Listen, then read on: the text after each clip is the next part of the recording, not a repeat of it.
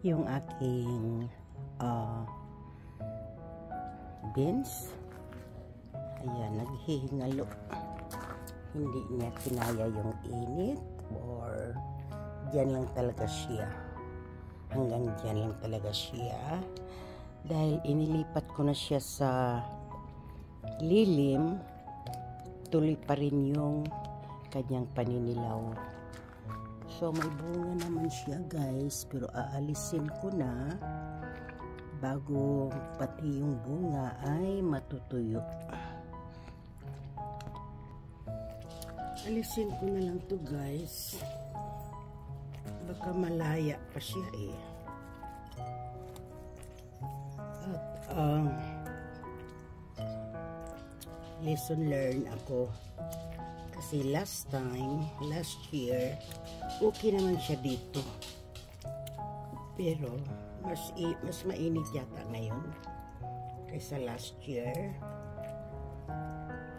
So, next time na magtanim ako, doon ko na siya patubuin sa medyo may lilim. At, ito na lang guys. Hindi ko siya bubunutin. Alisan ko lang siya ng bunga. Meron ako dyan bagoong. I-ano ko na lang siya. I-blanch ko siya. Kasi may sinigang pa kami eh.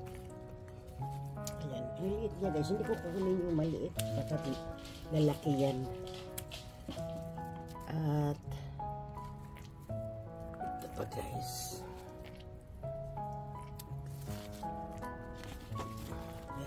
Nasira talaga siya sa init. Grabe ang init namin ngayon dito. Kaya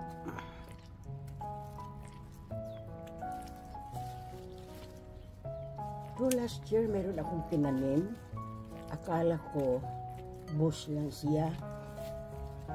Umaakyat siya sa gumagapang siya.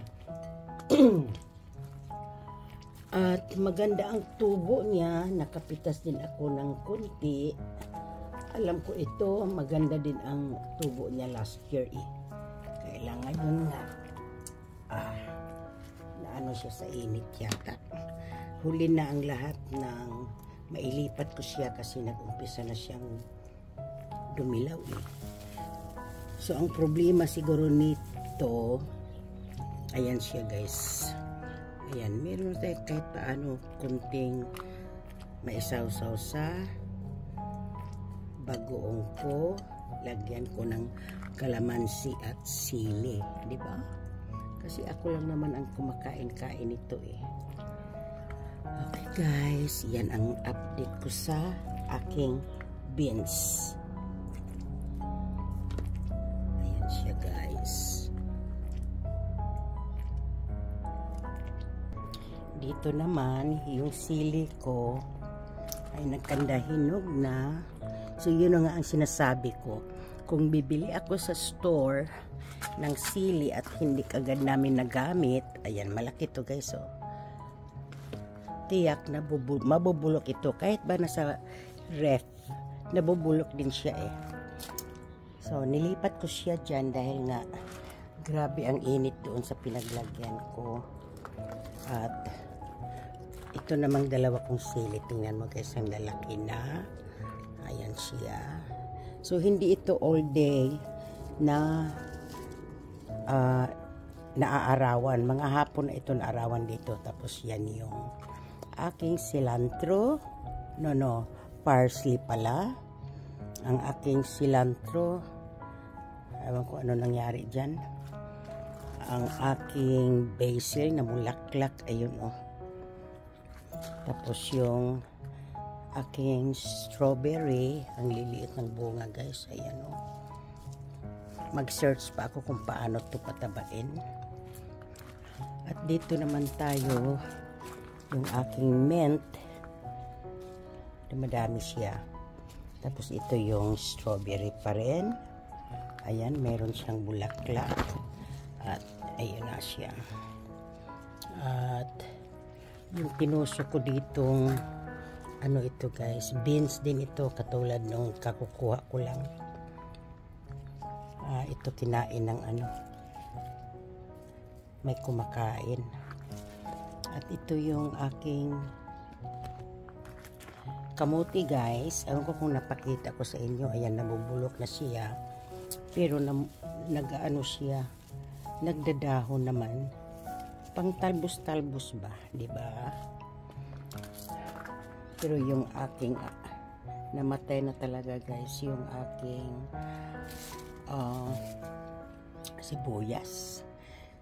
Pero itong aking kamatis, tingnan nyo guys, oh, tumataas siya. Gusto niya ang lugar na ito.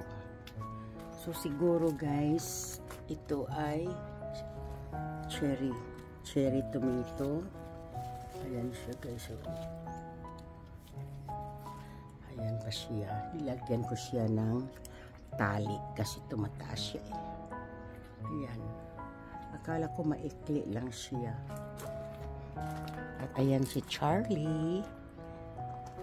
At doon naman, nag-umpisa nang mawala yung maraming bulaklak ko. Except itong aking bougainvillea.